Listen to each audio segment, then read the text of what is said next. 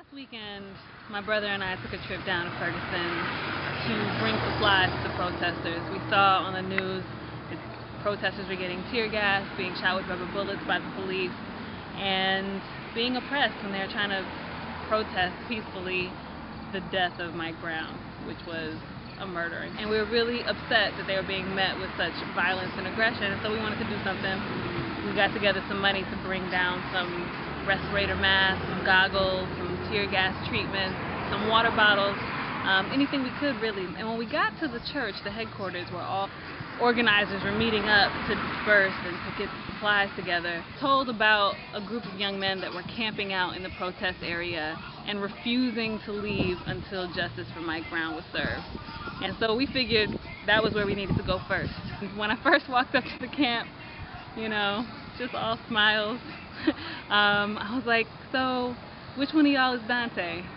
And it took a minute for them to warm up and trust us and feel us out, but once they realized that we were here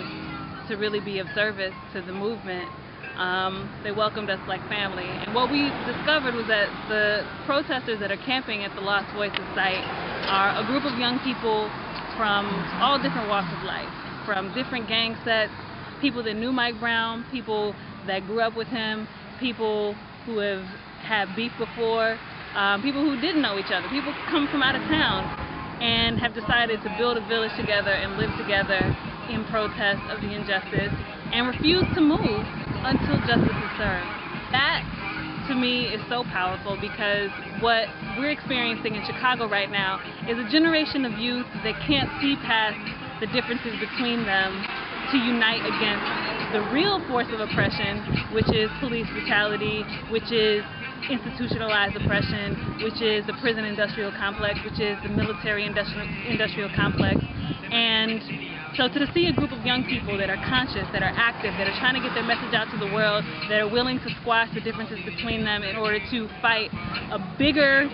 much more dangerous threat, was something that we could really get behind and that we really believed in. And it shouldn't take the death of a teenage boy for young people of color to come together and realize that their voices are so powerful, that they can actually change the world when they come together, you know, and stop fighting each other over petty stuff, which is a message that I want to take back to the kids in Chicago and then bring all around the country, because I think that that's a message that will awaken everybody's mind.